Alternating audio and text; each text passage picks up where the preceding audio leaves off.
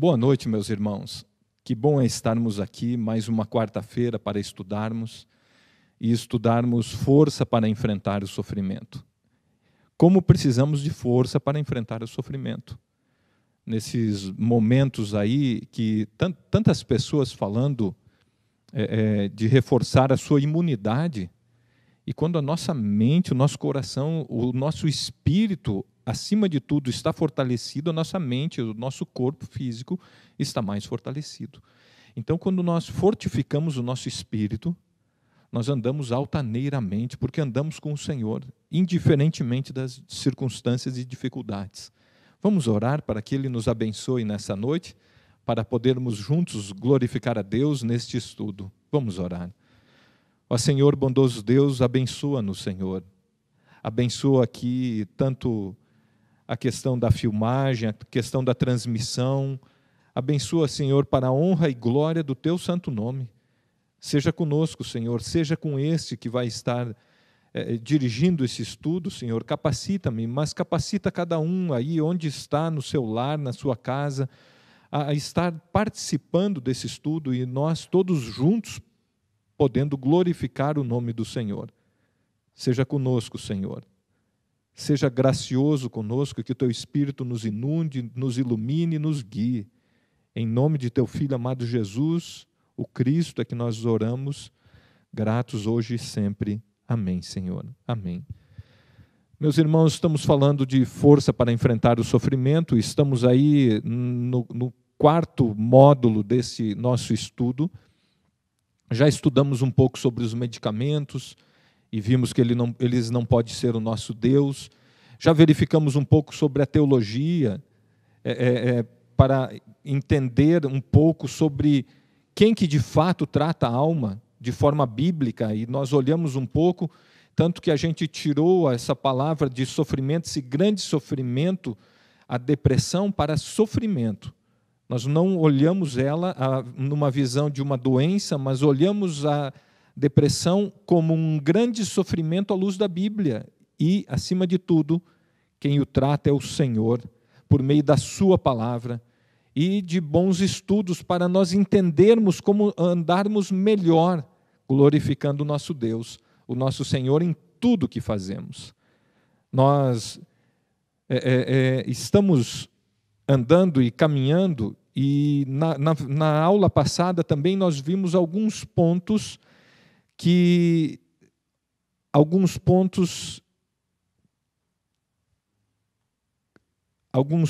aí, na verdade, 5 causas da depressão, à luz da palavra de Deus. Algumas das causas, pelo menos as principais, e a gente salientou aí as outras pessoas, muitas das vezes são causas do nosso grande sofrimento.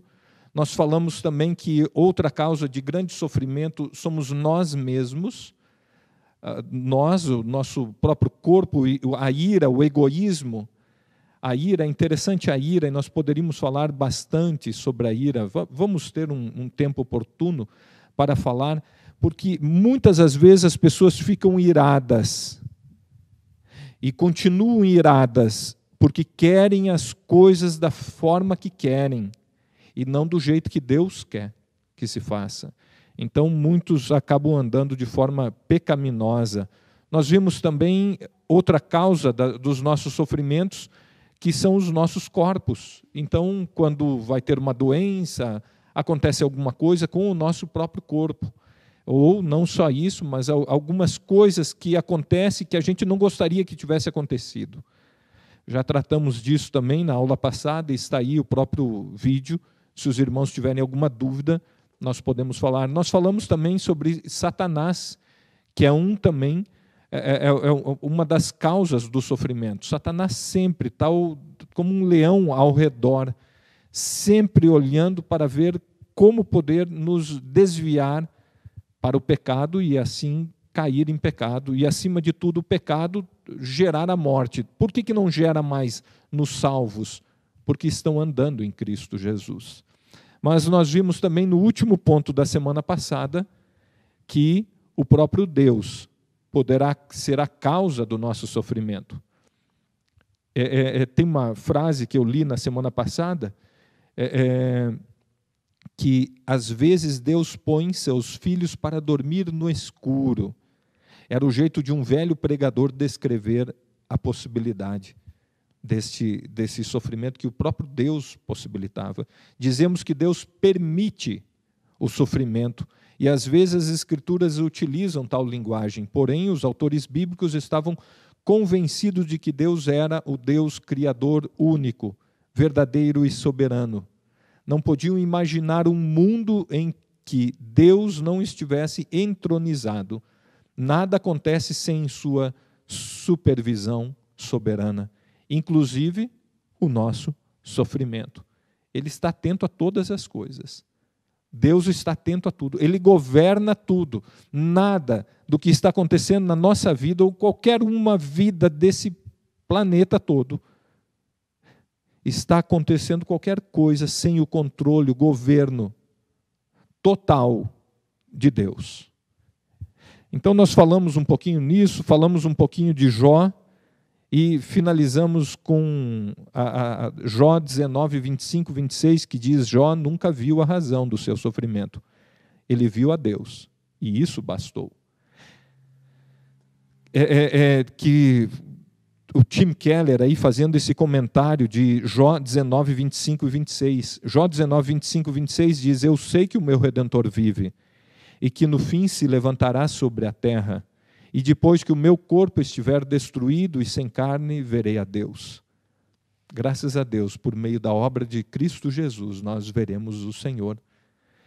Este é o grande objetivo, é ver o Senhor, é ver a sua ação nas nossas vidas, e ver que por meio dele, agora, por meio da obra do seu Filho, da ação do Espírito Santo, nós vamos estar eternamente com o Senhor.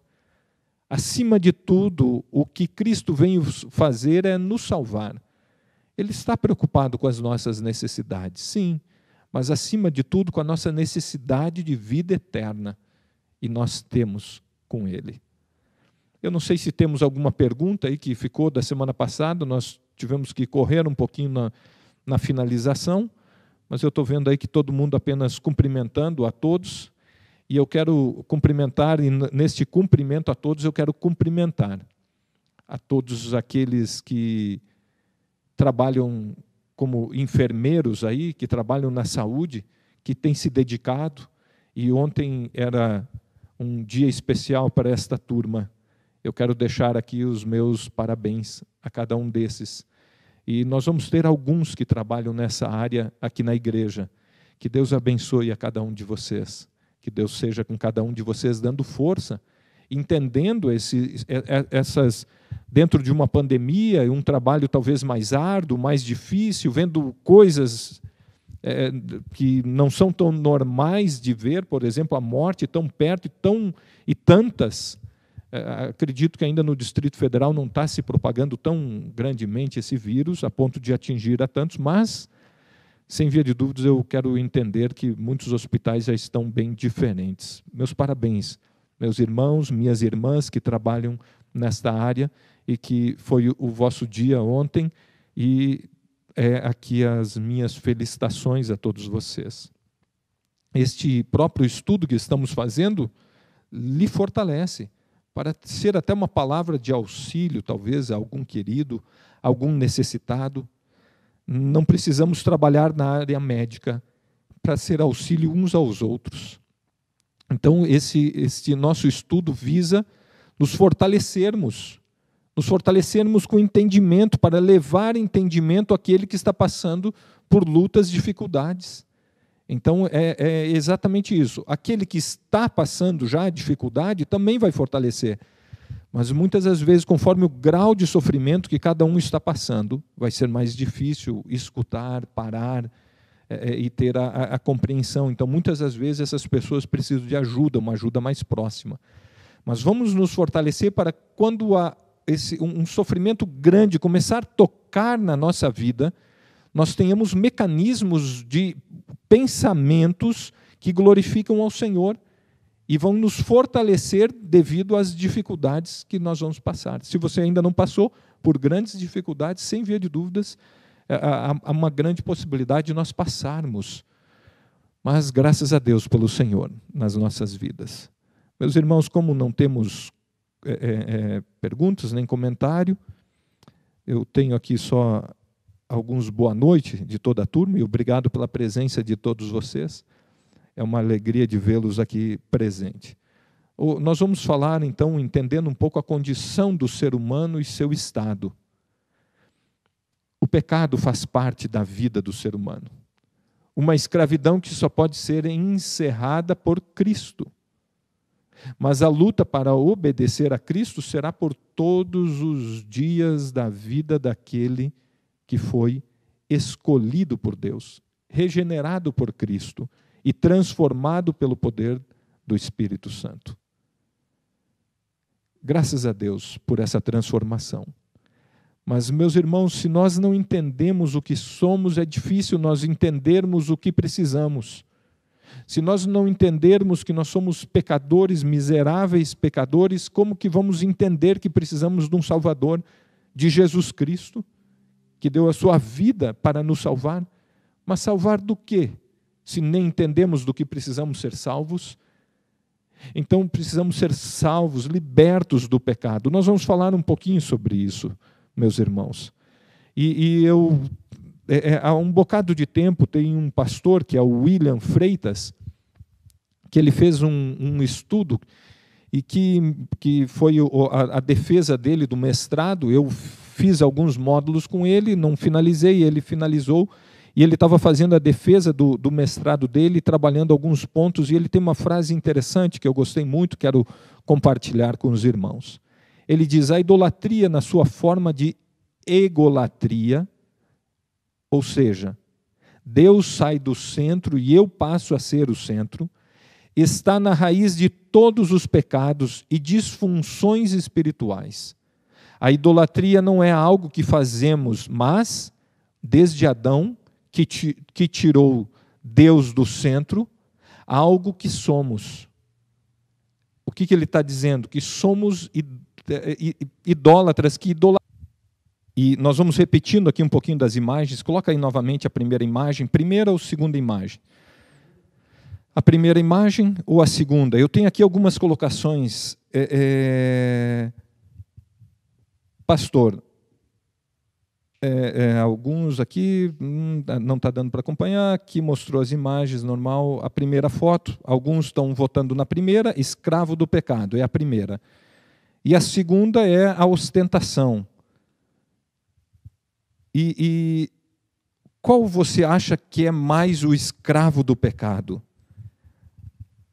É interessante, meus irmãos, a primeira ou a segunda? Deixa aí seu voto aí. Enquanto isso, nós vamos continuando e depois nós voltamos a falar um pouco sobre essa primeira e essa segunda imagem. A Confissão de Fé de Westminster, nós já falamos sobre isso em alguns estudos nossos. A Confissão de Fé de Westminster, no capítulo 6, com o título Da Queda do Homem, do Pecado e do Seu Castigo, ela vai falar alguns pontos. O primeiro ponto, ela disse: nossos primeiros pais, seduzidos pela astúcia e tentação de Satanás, pecaram, comendo do fruto proibido. Segundo o seu sábio e santo conselho, foi Deus servido permitir este pecado deles, havendo determinado ordená-lo para a sua própria glória. Então, Deus permitiu para a sua própria glória essa própria queda e todas essas coisas que aconteceram. Diz no inciso 2, diz o seguinte: por este pecado eles decaíram da sua retidão original e da comunhão com Deus, e assim se tornaram mortos em pecados e inteiramente corrompidos em todas as suas faculdades e partes do corpo e da alma.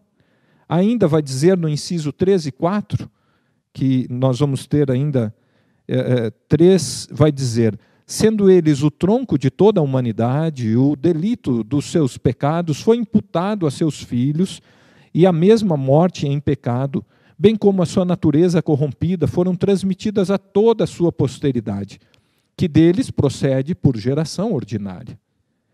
E ainda no ponto 4, desta corrupção original, pela qual ficamos totalmente indispostos, adversos a todo o bem e inteiramente inclinados a todo o mal, é que procedem todas as transgressões atuais. Ainda no inciso 5 da Confissão de Fé de Westminster, diz: Esta corrupção da natureza persiste durante esta vida, naqueles que são regenerados, e embora seja ela perdoada e mortificada por Cristo, todavia tanto ela como os seus impulsos são real e propriamente pecado. E no inciso 6, a gente já estudou sobre isso e finalizo aqui no 6, todo o pecado, tanto original como atual, sendo transgressão da justa lei de Deus, e a ela contrária, torna pela sua própria natureza culpado o pecador, e por essa culpa está ele sujeito à ira de Deus e à maldição da lei, e portanto exposto à morte, com todas as misérias espirituais, temporais e eterna. Aí tem um pouquinho da Assembleia de Westminster, a próxima figura, de uma Assembleia de Westminster e as principais ênfases puritanas. Então, um pouquinho aqui dessa Assembleia, com diversas pessoas aí pensando e orando para chegar nessas conclusões que hoje nós temos aí e nos dão direção ao nosso pensamento teológico. Mas uma frasezinha rápida de Augusto Nicodemos aí pode nos ajudar um pouquinho, falando sobre pecado e santidade. Vamos para a imagem de Augusto Nicodemos?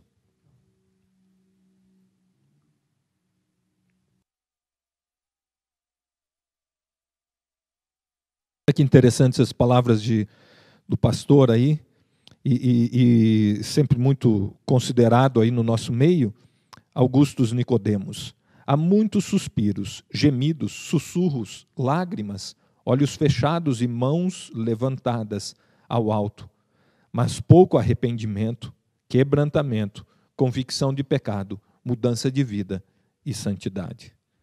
Será que é isso mesmo que a gente tem visto em muitos dos lugares? Muitas das vezes, sim, meus irmãos. A humanidade, de fato, precisa saber qual o estado que ela se encontra e a importância da obra de Cristo. Nós temos dois textos aí, tem um que a gente sempre vai falando já, que a gente tem de cor, que é Efésios 2, o 1 aí pelo menos a gente tem de cor, mas a gente vai falar um pouquinho dele de 1 a 3, mas também muito próximo a esse texto está lá Colossenses 2,13. Vamos abrir lá em Colossenses 2,13? Abra sua Bíblia, meus irmãos, por favor, lá em Colossenses 2,13. Bem pertinho aí de Filipenses, e nós vamos ler depois Filipenses. Mas primeiro vamos abrir aí Colossenses 2,13.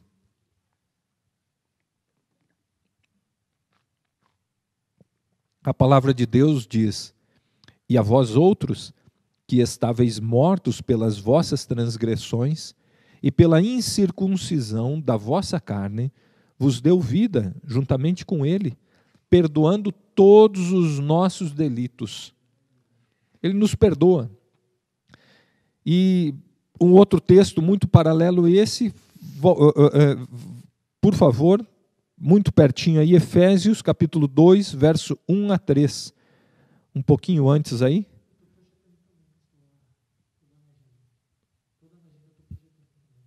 Ok. Efésios, então, 2, de 1 a 3, você está projetando aí? Ok, temos então já o próprio texto aí na tela, se os irmãos quiserem acompanhar comigo aí a leitura, e se não, podem abrir as Bíblias em Efésios 2, de 1 a 3, que vai dizer: ele vos deu vida, estando vós mortos nos vossos delitos e pecados, nos quais andastes outrora segundo o curso deste mundo, segundo o príncipe da potestade do ar, do espírito que agora atua nos filhos da desobediência, entre os quais também todos nós andamos outrora segundo as inclinações da nossa carne, fazendo a vontade da carne e dos pensamentos, e éramos por natureza filhos da ira, como também os demais. Olha que coisa interessante. Ele vos deu vida, estando o quê? Vós mortos nos vossos delitos e pecados. Será que a luta naquele que está morto? Aquele que é escravo do pecado, será que ele está lutando? Será que ele está fazendo alguma coisa? Porque o estado dele, segundo a palavra de Deus, é de morte. Vivificado em Cristo Jesus. Colossenses vai dizer, que a gente leu em Colossenses, no capítulo 2 e no verso 13, ele vai dizer, vos deu vida juntamente com ele, perdoando todos os nossos delitos. Muito próximo aí o texto com Efésios. Olha só o que vai nos dizer o Paul Washer, uma frase aí de Paul Washer. Por favor, a imagem aí do Paul Washer. Olha o que ele vai dizer. Paul Washer vai dizer: você precisa entender que a pessoa que te ama mais é a que te revelará as maiores verdades. Uma das maiores marcas de um falso profeta é que ele vai falar o que você quer ouvir. Muitas das vezes nós queremos só escutar o que queremos ouvir. 2 aconselhamentos, pelo menos, eu consigo lembrar muito presente, com 2 pessoas que não só se revoltaram com o meu aconselhamento bíblico, como se levantaram a falar mal do meu aconselhamento e transmitir a outras pessoas o que eu estava fazendo. Então, veja bem, tem pessoas que não só não recebem bem o aconselhamento, porque não entendem a palavra de Deus, porque não a estudam, porque querem ver do jeito que querem, quando são admoestadas para, de fato, aprender com o sofrimento, com as coisas que Deus tem permitido, ou que Ele próprio tem conduzido nas nossas vidas para que a gente cresça, para que a gente seja lapidado, transformado por essa ação que Deus continuamente vai fazendo para que, de fato, nos leve à santidade. E muitos, infelizmente, não querem andar nesse caminho. Mas, se nós estamos mortos nos nossos delitos e pecados, se nós só podemos ser transformados pela ação de Deus Pai, será que a nossa primeira imagem de escravo do pecado é a que de fato configura, ou será que é a segunda como escravo do pecado?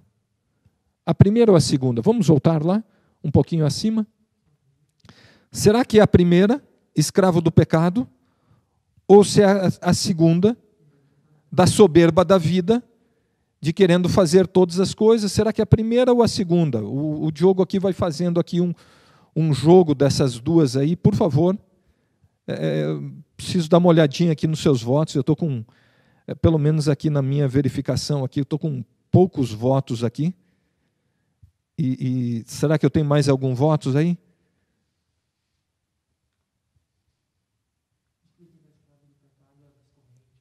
Eu tenho aqui... Ok, eu tenho aqui... eu estou me alegrando aqui. Estou me alegrando aqui, meus irmãos. Estou me alegrando com a posição dos irmãos aqui. Isso, ó, o nosso irmão Alisson aí, é bom tê-lo presente aí, Alisson. A foto da ostentação é o meu voto. Seu Vicente, nosso presbítero querido, bom sempre tê-lo presente, diz...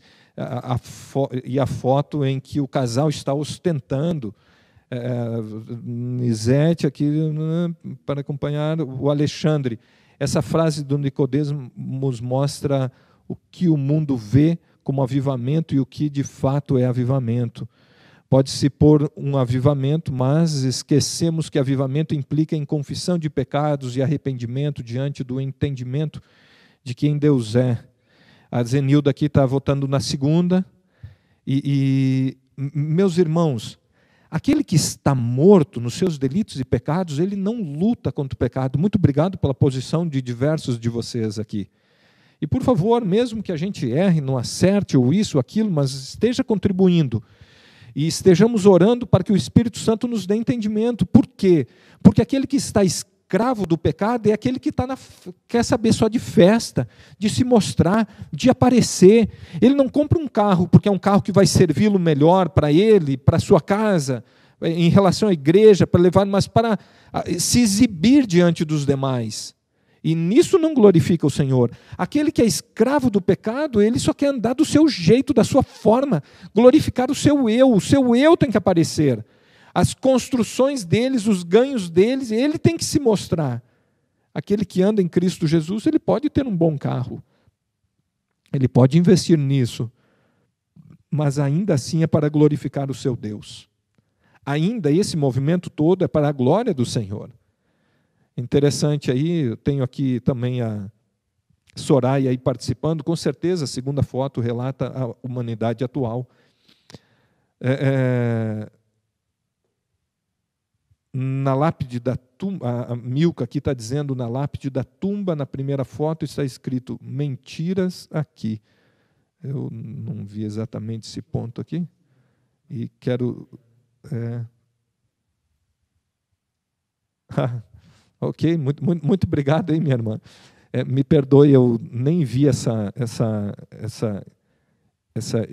escrita aqui atrás. Então, aquele que é escravo do pecado, ele está vivendo um mundo e se enchendo dele e se arregalando com ele.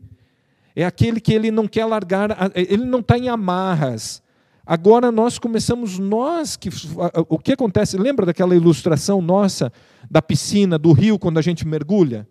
E quando a gente mergulha na piscina, a gente não sente o peso de toda a água que está em cima, a gente está lá embaixo, 2 metros abaixo, lá na piscina, e tem 1 tonelada em cima da gente de água, mas não sentimos o peso. Então, aquele que está no pecado e continua no pecado, aquele que está mergulhado, ele não sente o peso. Mas basta sair desse mergulho do pecado, quando Deus transforma a nossa vida. E aquele exemplo que eu já passei para os irmãos é dos baldes. Então você enche 2 baldes com essa água da piscina e vai carregar. 4 baldes, nem consegue carregar 4, mas vamos dizer 2 meio pesado, grandão assim, você vai carregar. Pesa. Você vai carregar 1 quilômetro, pesa. Você não consegue carregar por uma vida inteira o pecado. Então o que o crente faz? Ele não consegue mais carregar, ele se livra do pecado, ele confessa ao Senhor Jesus Cristo. Então, é interessante, meus irmãos, que a verdadeira escravidão do pecado não é a pessoa triste, amargurada, chorando, ela entristecida dentro da sua casa. Não é essa a verdadeira real. Pode ser até uma cena dessa. Devido ao pecado tão grande, a pessoa está lá, desiludida com a vida, acabada com a vida. Sim, pode ser. Mas o que a gente vê muito é esse povo se enchendo de coisas e achando que está abalando. E, na verdade, caminhando a passos largos ao inferno. É exatamente esse é o conjunto aí, meus irmãos, desse conjunto. Então, volto aí às palavras aí do Paul Washer. Volte aí, por favor, o slide do Paul Washer aí para a gente falar um pouquinho. E diz aí o seguinte: você precisa entender que a pessoa que te ama mais é a que te revela as maiores verdades. Nós estamos aqui para falar de verdades. E o pecado é uma das coisas que a gente precisa falar, comentar, estudar, aprender. Para quê? Para que quando a gente se aproxima dele, a gente dê no pé, saia correndo. E isso que é uma das coisas, olha o que ele diz, uma das maiores marcas de um falso profeta, desses pregadores que tem por aí, que tem pregado dentro das igrejas, é que ele vai falar o que você quer ouvir. A maioria das igrejas estão cheias de gente porque estão escutando o que eles querem ouvir. Porque o que cada um quer escutar. Eu vi um pouquinho no grupo dos jovens, um pouquinho de algumas pontuações e comentários de Deus e algum comentário que eu vi rapidamente na mocidade aí, e a mocidade hoje comentando, e eu estava lá observando de forma rápida e convidei eles para trazer esse debate, e alguns dizendo, olha, se Deus existisse realmente, por que essa pandemia iria ocorrer? E assim vai indo tantas outras coisas. Deus está alheio, Deus não se preocupa com o homem, não, ele se preocupa sim. Está tão preocupado que quer salvar a todos aqueles que ele escolheu e vai salvar. E nenhum vai morrer injustamente e ir para o inferno de forma injusta, tipo assim, foi jogado lá e Deus errou. Deus não tem como errar, ele não tem como pecar, ele não tem como cometer absolutamente nada pecaminoso, meus irmãos, absolutamente nada. Não sei se tem algum comentário aí, algum auxílio aí dos irmãos até da própria mocidade aí que estavam presentes aí nesse debate, mas não estou vendo aqui nenhuma pontuação de ninguém aqui colaborando conosco. E nós vamos para um ponto que muitas das vezes ainda trata dentro de a gente tratar o pecado e a gente entender que o nosso estado, então, é de morte. sem a transformação de Cristo Jesus é de morte. É assim, desse jeito, que todos nós um dia andamos. Agora, por que não andamos? Porque fomos transformados. Ele nos deu vida. E agora vivemos para glorificar o nome dele, nos afastar do pecado. E aí nós vamos ver, meus irmãos, que nós temos uma coisa muito importante para a gente tratar, que é a depravação total. Depravação total que muitos querem entender que é parcial. Por que muitos querem entender que a depravação é parcial? Que eles são bons, mas também tem algumas coisas ruins. Ele tem momentos de ruim, não, mas ele é uma pessoa boa. E a teologia reformada fala em depravação total. Total do homem. Não fala em uma depravação parcial do homem. E aí vai ter muitas coisas para a gente cogitar. E muitas coisas e muita gente que não vai conseguir compreender. Por exemplo, em relação à salvação, ele se acha bom. Então ele se acha que ele está vivo o suficiente para escolher a Deus e ir a Deus. Mas a própria palavra diz que nós estamos mortos nos nossos delitos e pecados. Então, como que ele vai escolher alguma coisa estando morto? Como que ele vai ir para Deus estando morto? E vários textos, esse é um deles que a gente leu aí, 2 pelo menos aí, de Efésios, de Colossenses, Efésios aí que vai dizer que ele vos deu vida, ele nos dá a vida. A vida é algo, a vida é Cristo. A vida se achega a nós por meio do Espírito Santo de Deus. E a depravação total, então, é um pouquinho do que nós temos que falar. Aí eu vejo o Alexandre aí, falando um pouquinho que... nosso irmão Alexandre aí falando, Deus não está no controle de tudo. Pregador moderninho da atualidade, que fala exatamente isso. Nós falamos exatamente o contrário disso, né? Exatamente. Os moderninhos, os que se acham, eles vão falar que o homem está controlando, muitas das vezes, fala que está na sua mão. Você é capaz, você pode, você tem força. Ou, ao contrário, ainda, alguns dizendo e ordenando a Deus, porque eles sabem o que é bom e ordenam a Deus o que ele tem que fazer. Diminuindo Deus a menos do que uma pessoa, porque está a serviço de nós como alguém que serve, e quem o serve somos nós. Então, às vezes, ou muitas das vezes, há uma inversão de algumas coisas aí. A Jéssica aqui faz uma pergunta aqui, e ela diz, o que quer dizer quando não sentimos que fomos respondidos, mesmo pedindo muito para Deus, sabedoria e entendimento de alguma aflição que passamos? E, Jéssica, todas as respostas nos vêm no tempo do Senhor, e as que Ele nos quer revelar. E às vezes ela não vem tão rápido. Às vezes, veja bem, às vezes a morte chega, meus irmãos, e não vem solução para as nossas coisas. Ou Jesus, nós estamos estudando que a morte chegou. Chegou a quem? A Lázaro. Nas nossas pregações em João, sequencial, nós estamos lá, falando agora do Lázaro que morreu e Jesus que vai ressuscitá-lo. Ok, ele não chegou na hora que ele entendia que era bom, mas o ressuscitou. Ok, mas ele ressuscitou. E João Batista? Jesus o ressuscitou? Jesus tomou algum partido de João Batista? O que aconteceu com João Batista? Decapitado. Alguma coisa? Nada, absolutamente nada. Jesus não tomou posição para ir lá falar, retirar ele. Se cumpria o que precisava se cumprir em relação à vida de João Batista. Então, Deus vai nos dar entendimento, sabedoria no tempo dele. Nós vamos estudando para que a sabedoria, o entendimento se faça na nossa vida. Às vezes ele demora mais, às vezes ele vem mais cedo e às vezes ele até não vem. Certo entendimento de certas coisas não vão vir. Por exemplo, você vai estudar a Bíblia, você vai estudar Apocalipse, talvez, vai estudar sobre o fim dos tempos, vai estudar sobre o evangelismo no mundo E daí você vai chegar numa uma conclusão que você sabe o dia que Jesus vai voltar. Se você chegar, é porque você está que nem muitos que já descreveram tantos dias que Jesus ia voltar, e muitos que tiraram até a vida deles, e mais de um monte, porque Jesus ia voltar, e se suicidaram, e tantas outras coisas e aberrações, ou venderam tudo que é coisa, gastaram todo o dinheiro, porque ia acabar, os tempos iam se ir, e ficaram numa falência, ou tantas outras atitudes que tiveram. Então, tem algumas coisas que nunca serão a nós reveladas. Mas o que acontece é que nem tudo a gente precisa saber o porquê.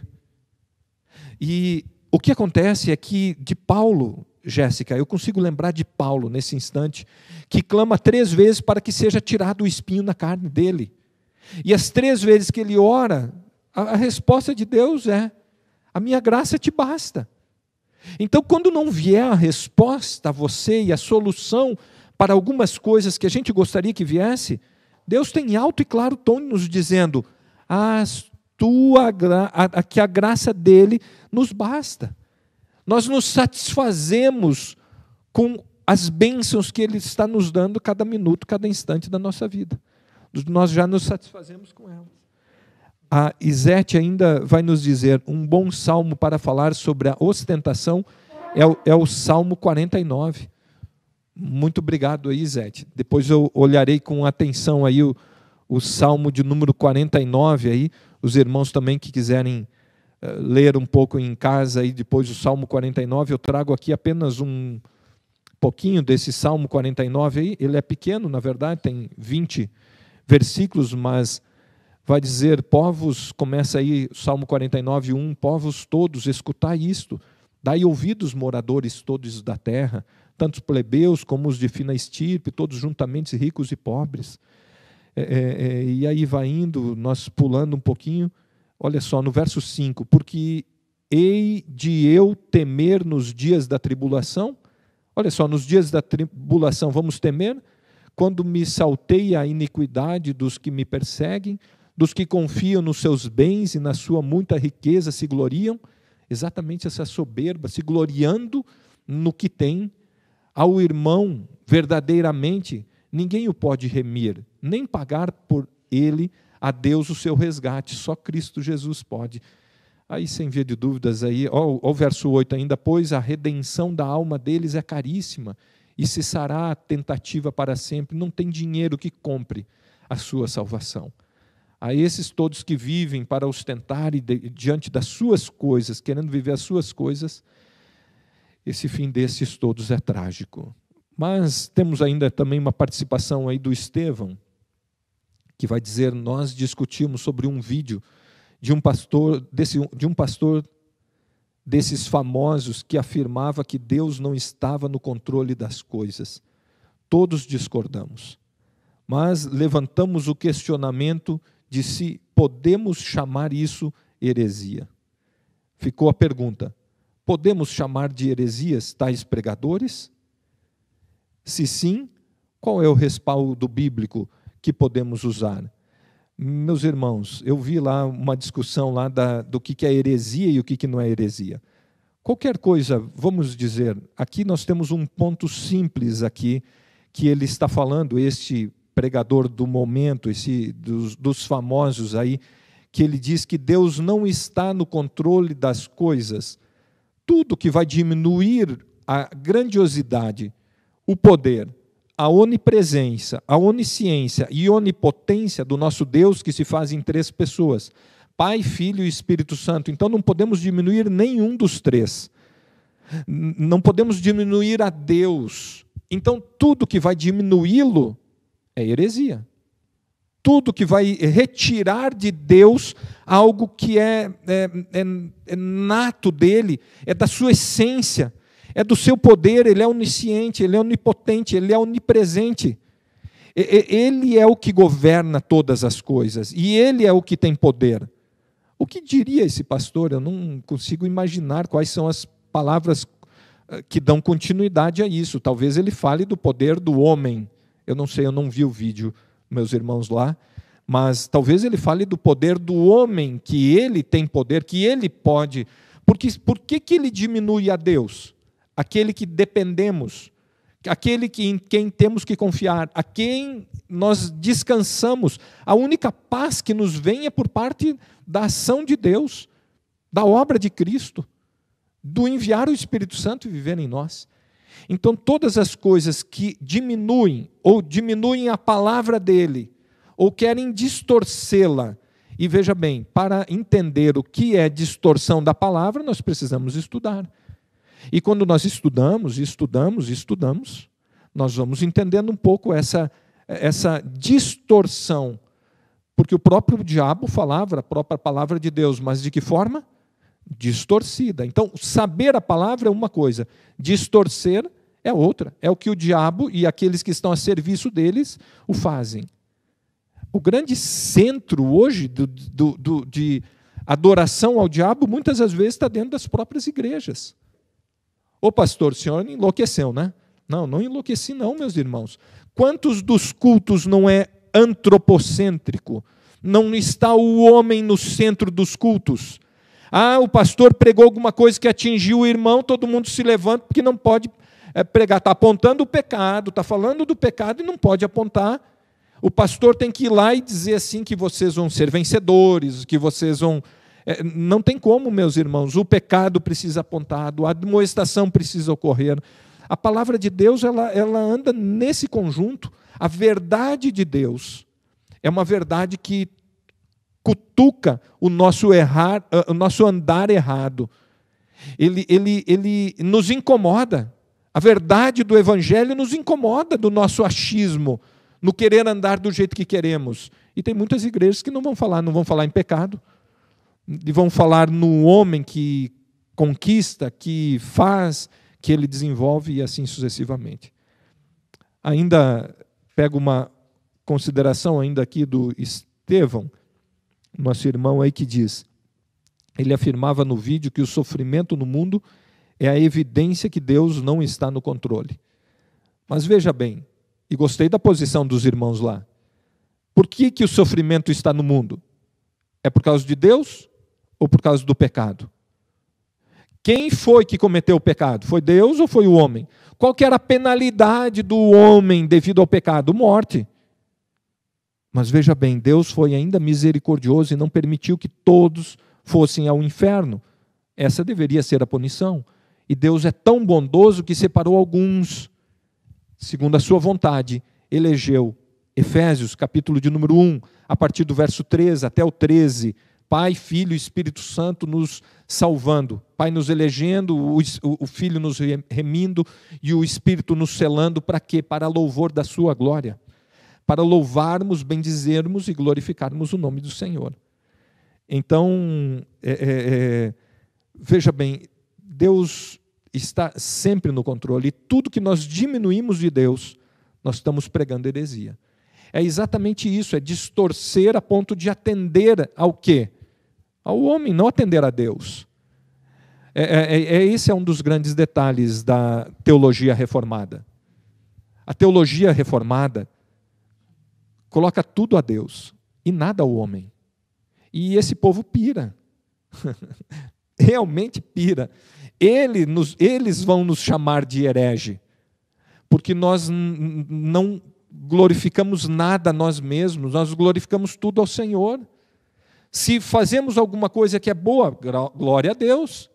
Se pensamos alguma coisa que glorifica, agimos de alguma forma que glorifica o Senhor, em ação, em pensamentos ou qualquer coisa assim, nós damos toda a glória ao Senhor. Não é porque nós somos bons, nós não somos. Agora o Espírito Santo vive em nós e nos capacita a viver cada dia um pouquinho mais de forma boa e agradável aos olhos do Senhor. Só Ele é capaz. E esse povo fica louco. Por quê? Porque tira da mão do homem e eles colocam na mão do homem o poder e nós tiramos. Então por isso que a teologia reformada para alguns é tão indigesta, ela não desce. Lembra dos fariseus? Nós não estamos estudando sobre os fariseus lá em João. Eles não conseguiam engolir, eles não conseguiam verificar, suportar. Eles não conseguiam ver aquelas palavras de Cristo Jesus daquele jeito que ele falava. Era uma agressão o tempo inteiro para eles, porque eles queriam viver do seu jeito, da sua forma, do jeito que eles entendiam. Não queriam entender que o Messias estava ali, dizendo: agora a novidade de vida em mim, vocês viverão, eu sou a luz do mundo. Quantos que não querem viver essas coisas? A Milka aí traz algumas colaborações. E esse mesmo pastor, em outro vídeo, diz, em outras palavras, a Bíblia diminui a grandeza de Deus. É como se Deus fosse limitado quando se diz que a Bíblia é a palavra dele. Ô Senhor, quanta miséria, né? Quanta miséria. Porque do que você vai se alimentar então? Então você ora e você própria, a revelação é pura de Deus para os seus, novamente engrandecendo o homem, em vez de engrandecendo o Senhor. Tudo que precisamos está revelado na palavra de Deus. E por que muitos entram em choque com isso? Porque querem ir além da palavra, não querem ficar submissos a esta revelação somente, e querem mais revelação, mais coisas. E aí o que acontece? A Bíblia para eles não é suficiente. E, obviamente, nós como reformados entendemos ela como suficiente. Entendemos as palavras que estão lá que dizem que nós não acrescentamos nem um tio e nem... nós não acrescentamos e nem tiramos absolutamente nada. E qualquer um que fizer qualquer uma dessas coisas, que seja anátema, ou seja, que seja amaldiçoado. Meus irmãos, nós queremos viver à luz da palavra de Deus, à luz da Bíblia, não fora dela. E queremos que o Espírito Santo, e clamamos para que o Espírito Santo nos ilumine, para que a gente possa entendê-la. Obrigado aí da colaboração aí dos irmãos. Eu lembro do próprio Satanás, né? Diz Milka aí, é incrível como ele distorce tudo. É incrível como Satanás distorcia tudo. Não estou dizendo que ele é o diabo, mas não está a serviço de Deus, porque não tem pregado a palavra do Senhor. Mas, sem via de dúvidas, muitos querem só saber do seu umbigo, do seu eu, de se encher de si mesmo. Egolatria. Lembra que eu pontuei lá no começo? Pareceu uma frase meio vazia que eu li para os irmãos lá. Não, é egolatria, é querer viver cheio de si mesmo, questionar todas as coisas. Não querem viver num absoluto. A filosofia vai falar sobre isso. Os estudos vão falar das escolas aí, da UNB e diversas universidades vão falar que como que vai viver um absoluto. Nós vivemos no absoluto e eles ficam loucos por causa disso. E nós descansamos nesse absoluto, porque descansamos num Deus que é absolutamente perfeito e deixou o que precisava para nós. E a obra de Cristo Jesus e o seu retorno e o Espírito vivendo em nós são suficientes para nos dar a alegria e paz que Ele quer nos trazer no dia que Ele quiser, da forma que Ele quiser. A Leandra ainda vai nos dividir aqui misericórdias. Jesus, infelizmente escutamos até da boca das pessoas quando sofrem, não aceitando receber o sofrimento, infelizmente. Oremos.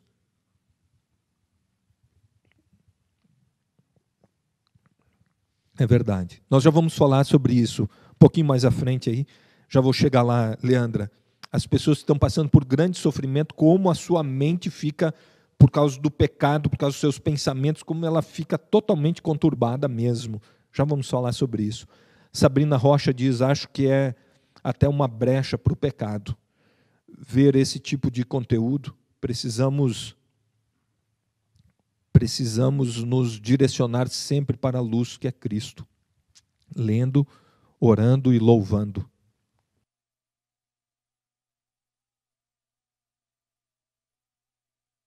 Dinan aí, agradecendo pela boa pontuação da heresia. A Leandra, verdade, amada, para pôr dúvidas na cabeça daqueles que estão enfraquecidos espiritualmente, né? A Bruna também nos traz aí a colaboração. Pastor, o conceito de heresia é interpretação, doutrina ou sistema teológico rejeitado como falso pela igreja, teoria, ideia, prática, etc., que nega ou contraria a doutrina estabelecida por um grupo. Exatamente esse é o conjunto. E daí o que acontece? É que um vai dizer que o outro é heresia. Mas nós não estamos aqui... uma das coisas que foi interessante nos debates de vocês dentro do grupo é rotular. Sabe o que acontece com a maioria dos grupos que começam a se destacar de andar mais na palavra de Deus? Nos grupos, nas eras e nos tempos que houveram, o que aconteceu é que um povo que era mais tradicional da época e que via um outro povo se levantando e que queria viver de forma mais santa, sabe o que eles classificavam esses? Esses são hereges. Já classificavam. Quando começa um debate teológico, aquele que não tem entendimento, a primeira coisa que ele vai falar é dizer assim, ou ele não quer entrar no debate, ou já vai dizer, isso é heresia. Converse biblicamente. Debata, é muito fácil colocar uma tarja e dizer, é isso. Vamos debater biblicamente cada uma das coisas. E cuidado ao debater biblicamente, porque tem muita gente aí que entende muito da Bíblia e faz muitos questionamentos e vão entender de forma distorcida e vão trazer. Então, para debater com certas pessoas, e às vezes são pessoas normais que sentam no banco em outras igrejas, mas que têm um entendimento da palavra de Deus, sabem um monte de versículo, só que distorcem eles. Então, veja bem, olha qual que é a pontuação aí.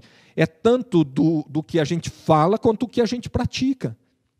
As duas coisas vão ser heresia, porque nós podemos falar tudo que é coisa aqui de forma boa e agradável, né? Tipo assim, falamos, pregamos na igreja, mas vamos para o dia a dia e de que formas que agimos? De forma pecaminosa. Atingimos o irmão, maltratamos o outro, roubamos o outro, e assim sucessivamente. Então, o que acontece é que o nosso proceder, tanto no nosso falar quanto no nosso agir, ele precisa ser bíblico e glorificar o nome do Senhor. E muitas das vezes a gente se esconde atrás de palavras, roubam os fiéis dentro da igreja, querem que eles dão um mundo inteiro de dinheiro para os seus próprios cofres, e aonde que eles encontram respaldo nisso?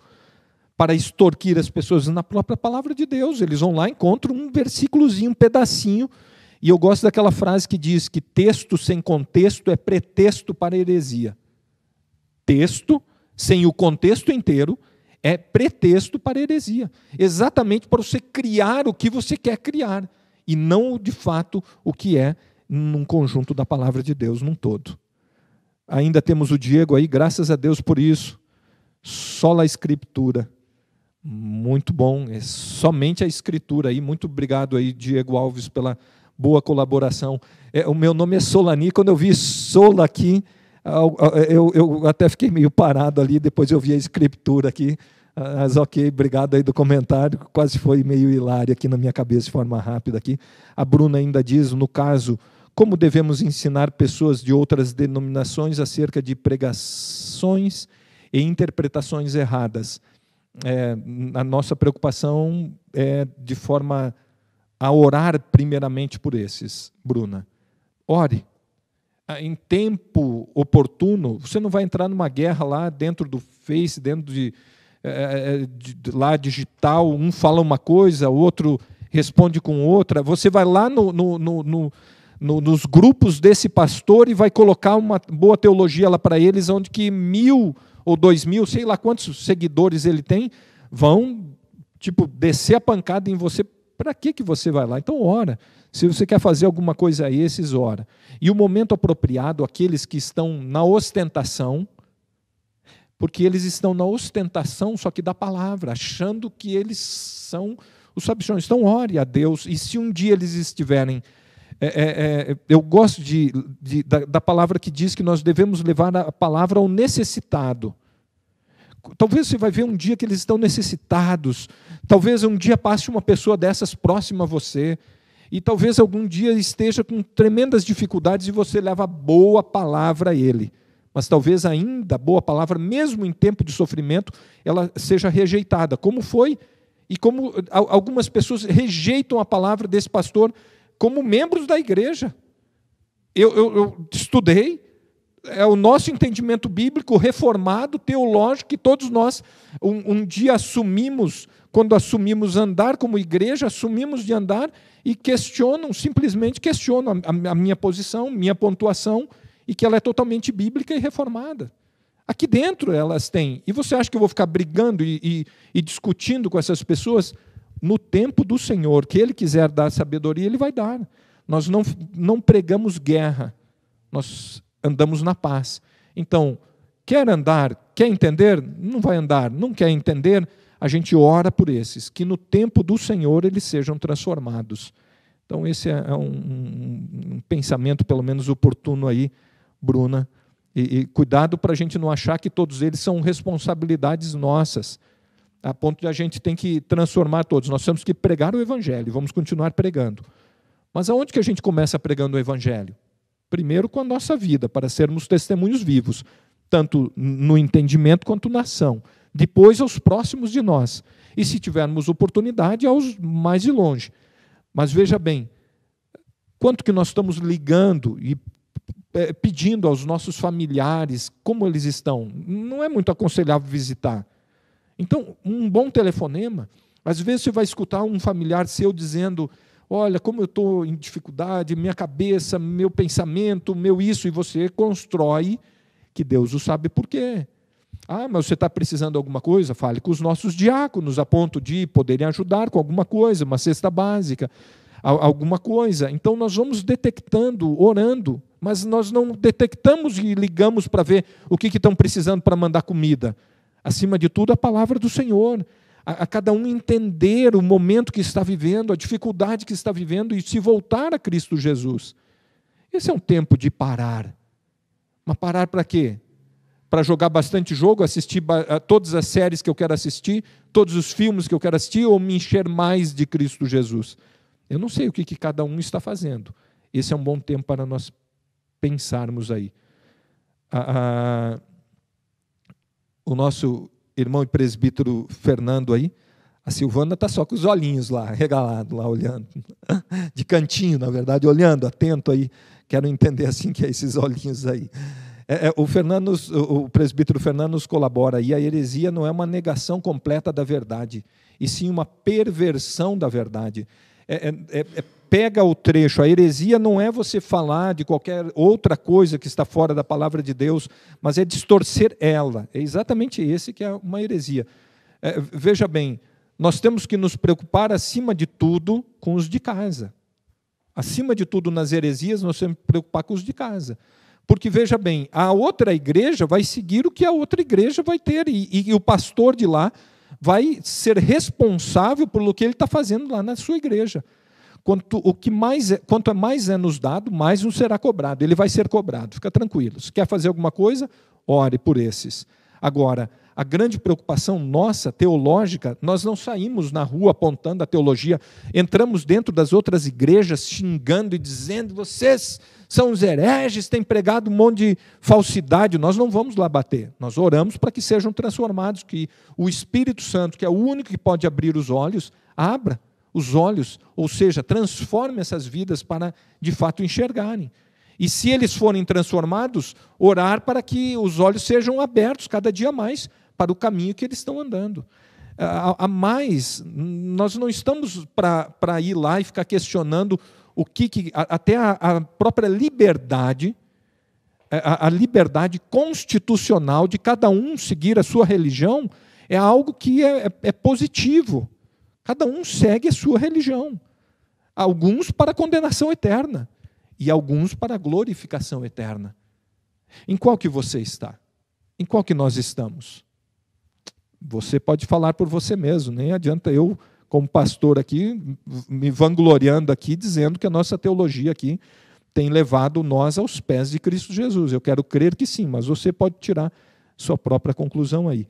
A Isete Rocha ainda diz, esse pastor diz que Deus não está no controle de tudo por conta de tantas tragédias no mundo, esquecendo ele que vivemos num mundo contaminado pelo pecado, exatamente, decorrente da queda do homem, exatamente. Tudo foi afetado, até a própria natureza, exatamente. E a Isete ainda diz, e tudo de bom ou ruim que acontece, só vai até onde Deus quer. Exatamente. A Lenice ainda tem outra contribuição aí?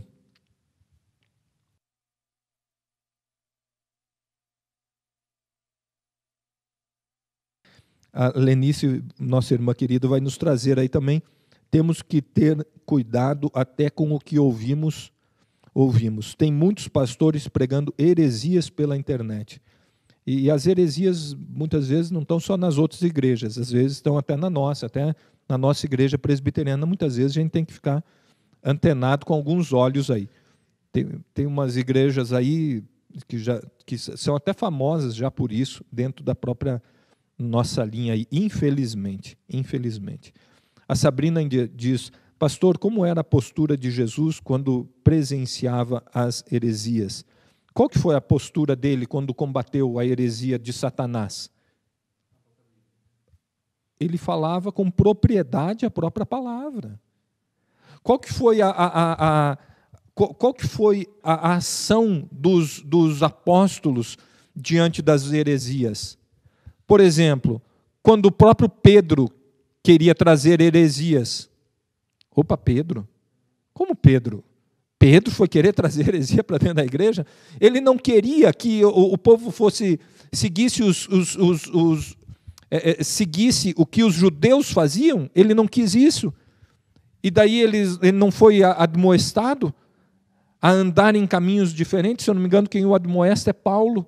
Paulo admoesta que, e Paulo vai falar nas suas cartas, por que agora, por que precisa de circuncisão? Por que nós precisamos nos preocupar com essas coisas?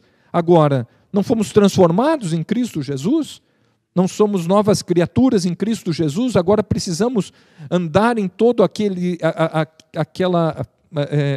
me fugiu a palavra aqui, mas naquela parte cerimonial toda que cai por terra. Cai por terra até o próprio sábado, agora entra o domingo. Cai por terra? Não, ele era um dia separado para servir ao Senhor, de nome sábado, só que agora com Jesus nós passamos a separar o domingo, e separar com entendimento. É o que nós estamos estudando aí um pouquinho aí, sobre o sábado, sobre guardar o sábado. Estamos estudando sobre o decálogo, no domingo de manhã na nossa escola bíblica. Então, um pouquinho desses pontos aí. Então, aí temos aí Jesus próprio combate com a própria palavra do Senhor, com as ações pecaminosas, as heresias pecaminosas de ações que eles estavam cometendo. Quando ele chega diante do templo, no átrio das mulheres, que os cambistas estão lá vendendo, e o que ele fala para esse povo? E isso aqui não é para fazer desse jeito, vocês não estão entendendo que a casa do Senhor, que aqui é a casa do Senhor. Ele não toma uma grande postura, e veja bem, se o pastor fosse entrar aqui na igreja, aqui, estou dizendo a nossa igreja, e eu entro aqui, e está um comércio só aqui na porta, aqui vendendo a pulseirinha de não sei o quê, e vendendo um monte de coisa aqui para consagrar. Meu irmão, se der R$100 aqui, a gente já consagra aqui na hora e coisa assim. Você acha que eu vou ficar tranquilo, calmo, olhando e dizendo: meus irmãos, vamos orar? Meu irmão, imagina essas mesas, onde que ia ir? Eu não sei. Daí você vai dizer assim: o pastor pirou. Esse aqui pirou mesmo, porque vai ser na piração mesmo. Mas Jesus não pirou, porque não tem como ele pecar.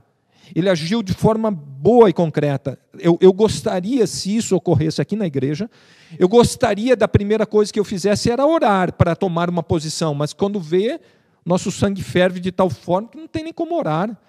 Meu irmão, é colocar todo mundo porta fora, fechar as portas e dizer: esse tipo de coisa não vai acontecer aqui dentro, não. Graças a Deus, não temos essas heresias aqui. Então, temos duas heresias aí pautadas, uma pela ação e outra pelas palavras do diabo. E as duas, Jesus Cristo vai lá e combate, e não permite que andem de forma que são pecaminosas. A Sara ainda nos lembra, deixa eu tomar um golinho de água aqui.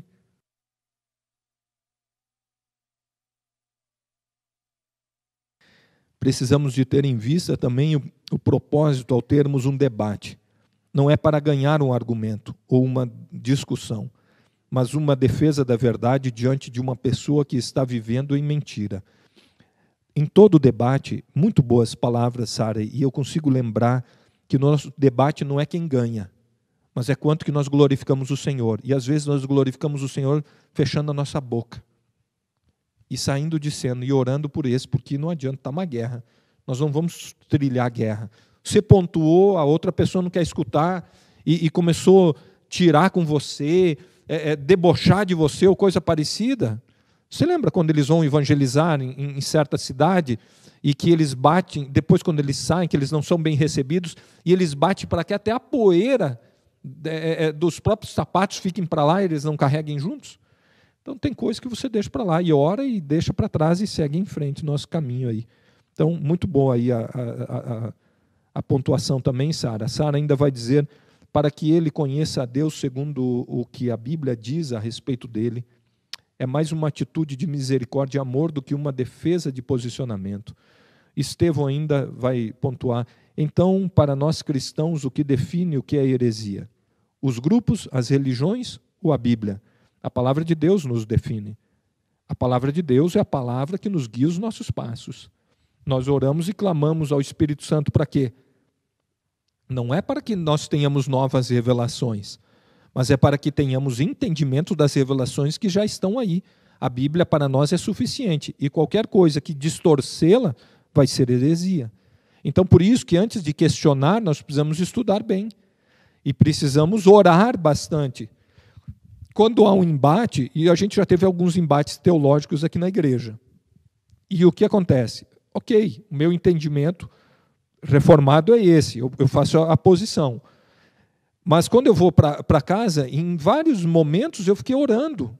E não só orando, como voltei a estudar para ver, Senhor, olha só, eu sou pastor, eu fiz 5 anos de seminário, já estudei em vários módulos de mestrado, estudo um monte para cada uma das pregações e tudo mais, e aí houve algumas posições. Qual foi a minha posição?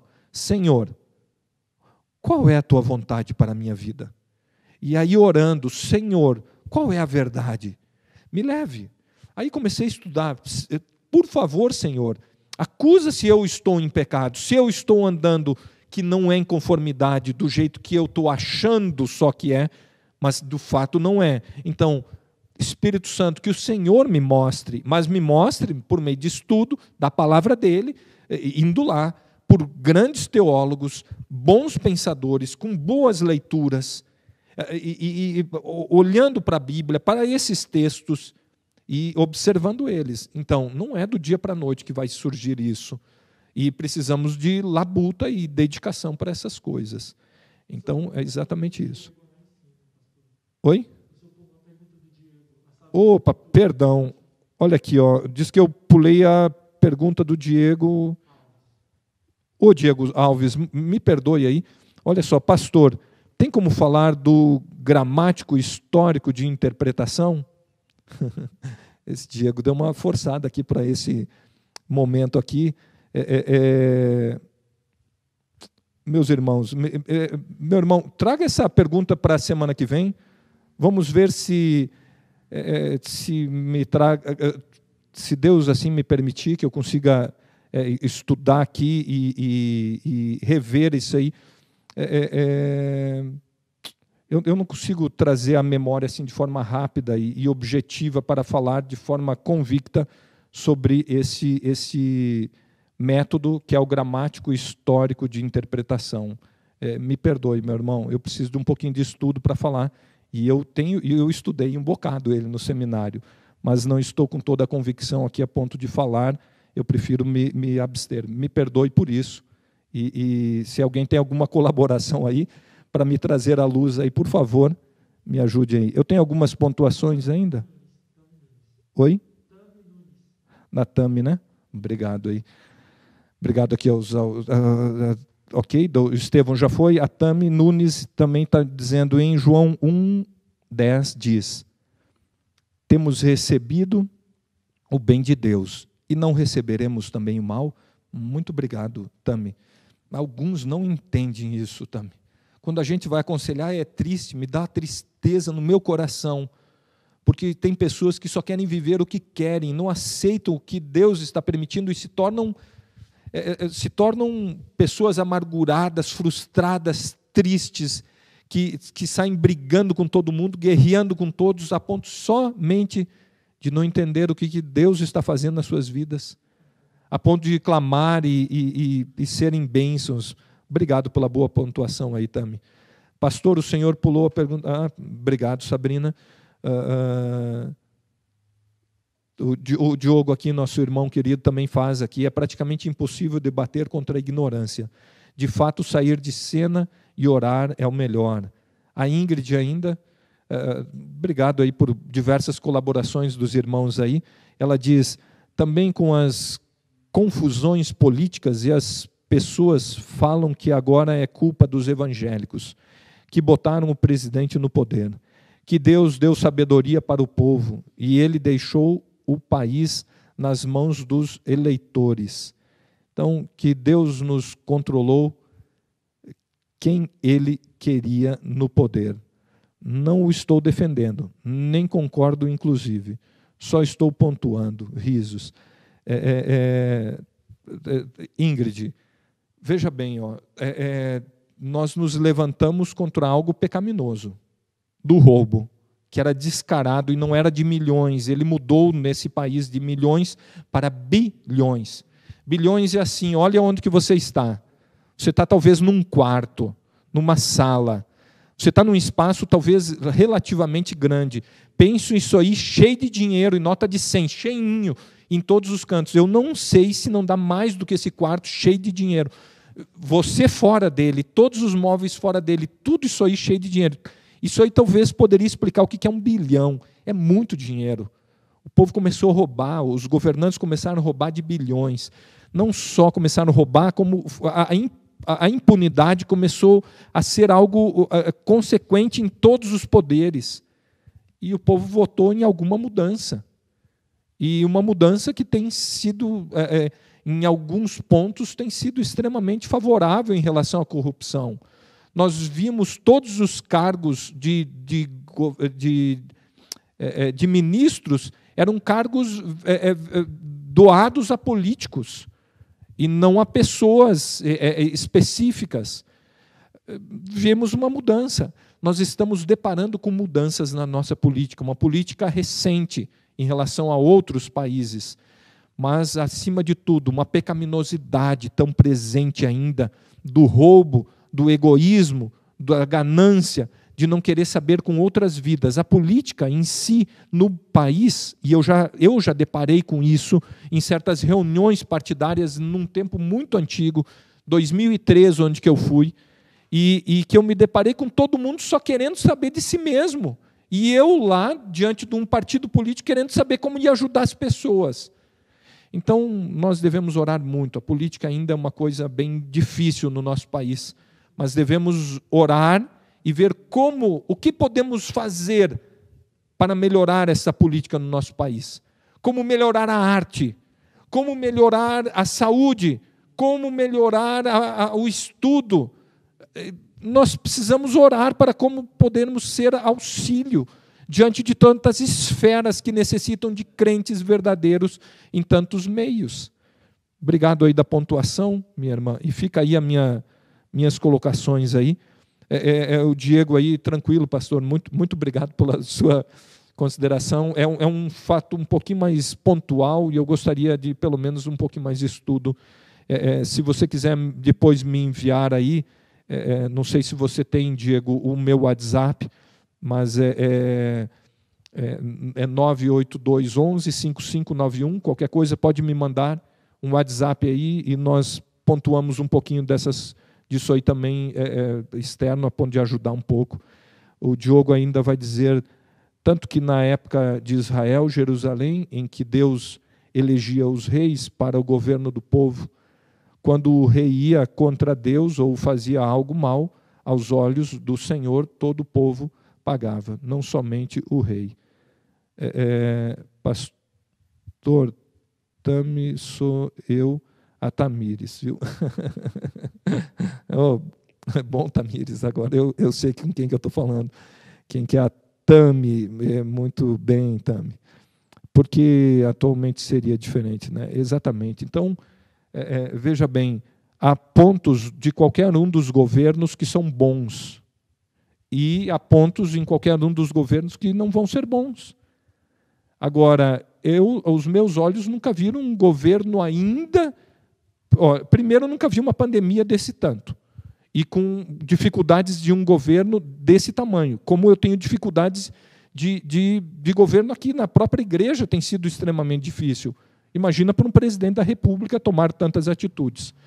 Algumas pecaminosas e algumas não pecaminosas. Mas tem que tomar atitudes. O que acontece é que nós não somos partidários. Nós temos que cuidar, porque nós não somos do partido A, B ou C. Nós somos a favor do que é a favor da palavra de Deus. Em relação a aqueles que andam mais na palavra do Senhor, nós andamos mais. É nesses que nós queremos acreditar e dar o nosso voto. Para esses que andam mais em conformidade, que são contrários ao aborto, vão lutar por isso, que são contrários ao roubo, que vão lutar para que não votem a favor do roubo, a favor de leis mais rígidas contra essas coisas, e assim sucessivamente. Então, apenas para pontuar isso. Mas, meus irmãos, eu quero ainda finalizar, e obrigado aí das pontuações de cada um dos irmãos, mas eu quero falar ainda da depravação total, para deixar um pouquinho dessas coisinhas na cabeça de cada um dos irmãos. Bruce McDowell, ele diz o seguinte, ao falar de depravação total e o estado que a humanidade se encontra e a obra de Cristo, ele diz: os calvinistas bíblicos veem o homem estando totalmente afogado e morto no fundo do mais profundo oceano. Essa é a visão. Afogado e morto no mais profundo oceano. Aqueles que têm um bom entendimento da própria teologia nossa, que praticamente a igreja presbiteriana segue, que é calvinista, e é com essa visão. Ele diz mais, ele tem um coração petrificado, feito de pedra. É isso que nós entendemos. Ele não pode ver Jesus vindo para salvá-lo, porque ele está morto e totalmente cego para essa dimensão espiritual. Olha o que mais que ele vai dizer.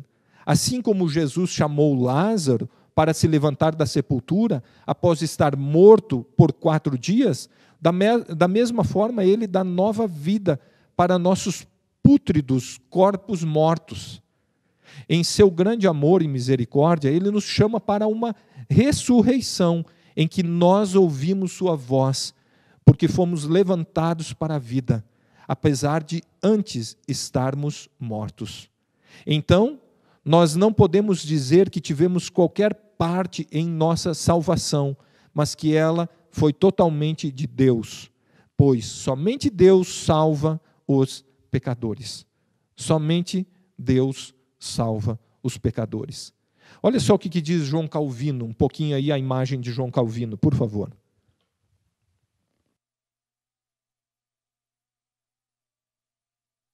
Olha que interessante essa imagem aí.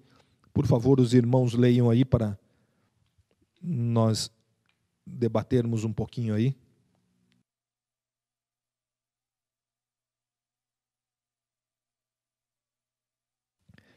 Olha o que diz aí João Calvino. Então vamos ler juntos aí. Deus jamais encontrará em nós algo digno de seu amor, senão que Ele nos ama porque é bondoso e misericordioso. Deus jamais encontrará em nós algo digno de seu amor.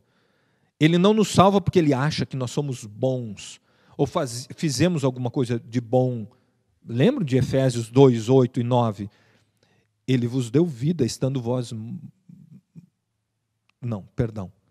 2,8, pela graça sois salvos, mediante a fé. E isto não vem de vós, é dom de Deus, não de obras, para que ninguém se glorie. Então, nós não somos salvos por causa que nós tivemos boas obras, alguma obra, ou qualquer obra. Nós somos salvos pela pura graça. A fé é um dom que Ele já nos deu. Agora, uma fé, o que é a fé? É para que a gente confie nele, olhe para Ele. E esses pregadores de hoje em dia, que olham para Deus e questionam a Deus, que fé que eles têm? A fé da força, da capacidade, do seu intelecto, do seu entendimento. É a fé neles, não a fé em Deus. É a ostentação bíblica. aonde que eles se acham, mas aquele que se acha é Deus que não acha. Essa frase eu ainda quero entender que é minha, diante de tantas frases aí, mas é apenas para a gente se alegrar um pouquinho aí. Meus irmãos, Welsh, ao tratar o problema do pecado e o sofrimento, Edward T. Welsh, que nós vamos falar bastante desse servo de Deus aí, bom comentarista, escritor bíblico, ele diz: o salmista sabe que o pecado é um problema mais profundo e sério do que o seu próprio sofrimento. Olha que coisa linda isso, meus irmãos. Porque você, quando está em sofrimento, você acha que o seu sofrimento é o maior problema que existe. E ele diz: o salmista sabe que o pecado é um problema mais profundo e sério do que o seu próprio sofrimento. O pecado é o grande problema. Quando você está passando por qualquer coisa, você tem que olhar para o seu pensamento pecaminoso, vasculhar a sua mente, o seu coração. E a gente vai falar um bocado sobre isso na aula que vem. Quando nós entendemos como pecadores, como miseráveis, quando nós entendemos que nós dependemos de Cristo Jesus, da salvação do Espírito Santo, quando nós entendemos quanto que atinge Deus o pecado, nós começamos cada dia mais a nos afastar do pecado e nos aproximarmos mais a cada dia do Senhor. Entendemos como a pecaminosidade é o real problema, não o sofrimento. Mas muitos querem ter a vida que querem. Então, qualquer sofrimento que vão passar, começam a gritar, começam a brigar, começam a lutar, ou se paralisam, ou ficam lá presos, ficam em casa, não saem mais, não fazem mais nada, vivem entristecido. Por quê? Porque não têm vivido a palavra de Filipenses 4:4. Alegrai-vos no Senhor. Outra vez digo, alegrai-vos. Alegrai-vos, meus irmãos. É assim, e nós teremos mais para a semana que vem. Nós voltaremos aqui nesse relato para nós continuarmos ainda nesse pedacinho aqui. Ok, meus irmãos? Alguma colocação ainda para nós finalizarmos aí? Ainda vamos ter aqui o Estevão dizendo sobre política. Temos visto um presidente eleito para romper com um projeto de poder maligno, fazendo justamente tudo o que não era para ser feito. Tem uma lista enorme de traições. Oremos pelo país. Meus irmãos, sobre a política nós precisamos orar. E, acima de tudo, é muito fácil questionar. É fácil de questionar dentro da igreja. Pastor não presta. O fulano não vale nada. O outro não sei o quê. Sobre a política. Porque a política, o presidente não sei o quê, o governador não sei o quê. Meus irmãos, orem. Como que você pode fazer uma política melhor? Como que você pode ser um participante mais atuante dessa política? Eu, quando falei dentro da igreja, para que se levantassem pessoas para pelo menos estar na primeira esfera de movimento político, que é de votação, que é aqueles que cuidam das crianças, que é do Conselho Tutelar, e eu tentei um movimento e ainda é muito acanhado ainda esse movimento aí. Eu tenho orado, meus irmãos, como podemos ser mais participativos? Como podemos? Que Deus nos abençoe a sermos mais participativos. E não adianta, meus irmãos, como podemos fazer? O meu entendimento é ação, é o que fazer. E desse jeito nós precisamos batalhar para andar, a sermos mais participativos. E nesses dias, então, de políticas, de pandemia e tudo mais, nós vemos uma igreja, por exemplo, qual que é a nossa postura da igreja? Submissa ainda ao Estado, com as normas e as diretrizes que ele nos passam, submisso, mas aqui batalhando, nesse culto, batalhando para nos proteger e proteger aos demais. A máscara é uma das coisas que é totalmente oportuno nós usarmos. Diz que a máscara impede, eu vi uma estatística, e muito no início da pandemia, talvez ela já tenha mudado, talvez, ou outros estudos, como muitas coisas têm sido mudadas, que 85% da transmissão para só por causa de uso de máscaras. Então, vamos usá-las. Não nos custa nada usar uma máscara. Por que nós não vamos usar? Para nos proteger e proteger aos demais. Por que não vamos diante de um movimento desses? Nessa semana eu estudei um pouquinho sobre a pandemia em outros tempos. e compartilhei até no Facebook da Igreja Presbiteriana do Itapuã e compartilhei no meu Facebook. É um bom estudo. Se você quiser, estude lá. Qual que foi a postura de boas igrejas em tempos de dificuldade, em outros momentos? Foi de cuidado. Foi de, sim, ter cuidado para não levar a doença até o outro. E nisso nós nos encontramos nesse tempo. Um tempo de cuidado, mas não um tempo que nós não nos ajuntamos em oração, em estudo, em adorar a Deus nos domingos, e assim seguimos, batalhando e nos enchendo do Senhor. Esse é um tempo que nós precisamos estar mais próximo em oração e buscando o Senhor. Eu tenho feito significativamente esse convite, e espero que cada dia nós tenhamos com mais pessoas da igreja presentes, estudando e glorificando o Senhor. Vamos orar? Obrigado pela oportunidade a todos e a presença de todos aí, e esse bom debate, esse bom bate-papo, aí a gente falando e todos trazendo contribuições. Muito obrigado, meus irmãos. Ó Senhor, bondoso Deus, obrigado, Senhor. Obrigado porque o Senhor nos dá sabedoria de caminharmos em alguns passos, mas como nós vimos também diante da pergunta do Diego, onde a resposta não se fazia de forma imediata. Ó Senhor, não nos permita ficar andando a ponto de mostrarmos que somos sábios, cheios de convicção e, ao mesmo tempo, indo em caminhos errados e pecaminosos. Mas que tenhamos a humildade até de dizer que não estamos aptos a debater de certos assuntos em certos momentos. Mas, Senhor, nos qualifica cada dia mais. Nos qualifica a glorificar o Teu nome e andar segundo a Tua vontade. Seja com cada um presente, nos seus lares, onde quer que estejam. Que este vídeo também seja algo oportuno para muitos que não estão presentes aqui, vendo ele nesse instante, mas talvez que vão vê-lo em outros dias. E se encher da Tua palavra, do estudo, de entender sobre as coisas do coração e andar mais com eles, com estes corações cativos ao Senhor, se alegrando com a vontade dEle. Seja conosco, em nome de Cristo Jesus é que nós oramos. Amém, Senhor. Amém. Até domingo. Que Deus abençoe a todos, meus irmãos.